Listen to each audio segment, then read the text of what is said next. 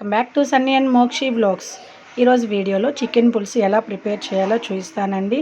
చాలా సింపుల్గా చేసేయచ్చు, అలాగే టేస్ట్ కూడా చాలా బాగుంటుంది. వీడియోని ఎక్కడ కూడా స్కిప్ చేయకుండా ఎండ్ వరకు చూడటం వల్ల చికెన్ టేస్ట్ అనేది చాలా బాగుంటుంది. లేట్ చేయకుండా ఈ చికెన్ పులుసుని ఎలా ప్రిపేర్ చేయాలో చూసేద్దాం, వచ్చేయండి. ముందుగా స్టవ్ ఆన్ చేసుకొని కడాయిని పెట్టుకునేసేయండి. ఒక 3 to 4 స్పూన్స్ ఆయిల్ అనేది వేసుకోండి. ఎర్రగడ్డలను చిన్న పీసెస్గా కట్ చేసుకొని ఈ విధంగా వేసుకోవాలి. తర్వాత కరివేపాకు, ఉప్పు, పసుపు వీటన్నింటినీ వేసుకొని బాగా ఎర్రగడ్డల్ని వేయించాలండి. ఇలా వేగిన తర్వాత ఒక 2 స్పూన్ల అల్లం వెల్లుల్లి పేస్ట్ కూడా వేసి పచ్చివాసన పోయేంత వరకు వేయించాలి. తర్వాత ఒక 5 టమాటాలని చిన్న పీసెస్గా కట్ చేసుకొని వేసుకోండి. టమాటా అనేది బాగా గుజ్జయ్యేంత వరకు వేగాలండి.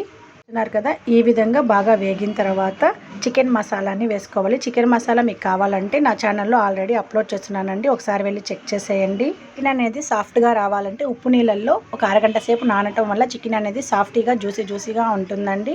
ఇలా చికెన్ని వేసుకునేసిన తర్వాత 2 స్పూన్ల కారం అనేది కూడా వేసుకొని బాగా మిక్స్ చేసుకొని తగినంత నీళ్ళను పోసుకొని 15 నుంచి 20 నిమిషాలు అనేది చికెన్ని సిమ్లో పెట్టి బాగా ఉడకనివ్వండి. అంతే అండి, ఎంతో టేస్టీగా ఉండే ఈ చికెన్ పులుసు అనేది రెడీ అయిపోతుంది. ఎప్పుడు కూడా చికెన్ ఉడికిందా లేదా తెలుసుకోవాలంటే చూస్తున్నారా, ఎముక కండ అనేది సపరేట్ అయిపోతుంది. అప్పుడే చికెన్ అనేది సాఫ్ట్గా జ్యూసీగా ఉంటుందండి.